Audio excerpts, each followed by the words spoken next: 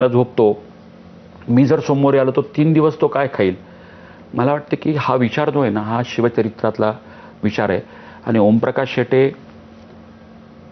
आणि we born for the nation. आमचा जन्म राष्ट्रासाठी झाला आहे, त्यामुळे आम्ही राष्ट्रासाठी समर्पित आहोत. इदम न मम. खरं म्हणजे आपण काम करत असताना शिवछत्रपतींच्या विचाराचं आचरण करतो, त्यामुळं आजचाच दिवस माझा ह्या दृष्टीने आपण काम करत असतो. परंतु काल परवा शिवशंभूंचे विचार आपल्या कुटुंबात आपण रुजवतो, आचरणात आणतो. पण छावा चित्रपट आल्याच्या नंतर मात्र माझ्या मुलाला उत्तर देताना माझी दमछाक होती. कधी कॉन्ट्रोवर्सी असलेला प्रश्न किंवा काम करत असताना आपण बाळगत नाही, पण तो म्हणतो की या औरंग्याचं थडगं उकडून टाकायला पाहिजे का, ज्यांनी क्रूर पद्धतीनं धर्मवीर छत्रपती संभाजीराजांची हत्या केली, निगरूनपणे हत्या केली. आणि त्याला कॉन्ट्रोवर्सी म्हणून त्याच्या कानावरती एक शब्द आला की मनुस्मृतीचं तिथं अवलंब करून त्या पद्धतीनं छत्रपती संभाजी महाराजांची हत्या करण्यात आली. हे काय? आता त्याला सांगत असताना माझी दमछाक होते की हे सगळं वेगळ्या पद्धतीनं, पण ह्या बाबतीत तुमचं काय मत आहे तेवढं सांगा. खरं म्हणजे संभाजी महाराजांची हत्या हा स्वतंत्र एपिसोडचा विषय आहे. मी सप्रमाण पुढच्या वेळेस पुरावे दाखवेल. म्हणजे मधल्या काही दशकामध्ये संभाजी महाराजांची हत्या मनुस्मृतीच्या तत्वानुसार, ब्राह्मणांच्या सांगण्यानुसार झाली असं सांगणारा एक वक्ता वर्ग निर्माण झाला. माझा एक 26 मिनिटाचा व्हिडिओ त्याच्यावरती न्यूज चॅनलवरती आहे. सप्रमाण खोडलेलं आहे मी. कुठेही मनुस्मृतीनुसार संभाजी महाराजांची हत्या झाली नाही. आता काही लोकांना ओढून ताणून श्लोक आणायचे असतील तर हा प्रत्येकाचा भाग असू शकतो, पण मनुस्मृतीचा दूरदूर संबंध नाही, गुढीपाडव्याचा तर दूरदूर संबंध नाही. पण एक उदाहरण देतो मी की संभाजी महाराजाला दिनांक 14 फेब्रुवारी 1689ला त्या बहादूरगडाच्या छावणीमध्ये बांधण्यात आलं. तेव्हा जो आय विटनेस होता ना, त्याचं नाव साकीब मुस्तैद Khan. He was I witness, ज्यांनी मासिरी आलमगिरी लिहिलं. तो लिहितो.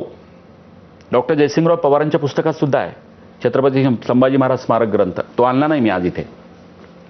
तो लिहितो.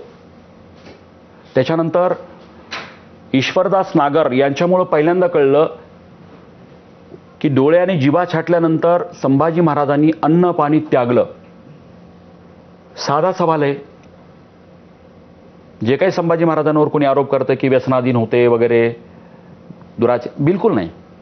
व्यसनाधीन असलेला माणूस, खरं हे फार मोठं व्रत आहे, अन्न पाणी त्याग करणं. ते त्यागलं त्यांनी. आणि त्याहीपेक्षा साकीब मुस्तैद खान, हाशम मोहम्मद खाफी खान, जे औरंगजेबाचे इतिहासकार आहेत, मराठ्यांचे नाही आहेत, ते लिहितात. त्या रुहुल्ला खानला पाठवलं होतं औरंगजेबाने की संभाजीराजांची समज घाल. तो रुहुल्ला खान गेला तिथे. हे त्यांनी लिहिले, आपण नाही. ताजीम करण्यासाठी, मान झुकव म्हणजे नमस्कार करण्यासाठी, झुकून ताजीम करण्यासाठी. तर तो रुहुल्ला खान गेल्यानंतर संभाजी महाराजांनी तर नकार दिलाच, पण मला खात्री आहे की 4-2 मराठी शिव्या हसाडल्या असतील. ज्या शिव्या जशाच्या तशा बादशाला सांगण्याची हिंमत रुहुल्ला खानची झाली नाही. पण तो बोलला, सारांश, की संभाजी राजा तुमच्याबद्दल अद्दा बोलला, घाणेरड्या शब्दात बोलला. तेव्हा बादशाने सांगितलं की बादशाह संबंधी मुल्ला मौलवींना बोलवलं. बादशाह संबंधी अद्दा किंवा घाणेरडे शब्द बोलणाऱ्यांच्या दुष्टांच्या जिभा आणि डोळे मस्तकांच्या पात्रातनं काढून टाका. हा आदेश आहे त्याचा. डोळे फोडा आणि जिभा छाटा. मग हा जर त्या मुल्ला मौलवींच्या साक्षीनी काफिराला कशी शिक्षा द्यावी या पद्धतीनं मुल्ला मौलवींना बोलव, हे त्यांचे आहेत. आज मी पुरावे नाही आणले. कुठेच मनुस्मृतीचा संबंध नाही आहे.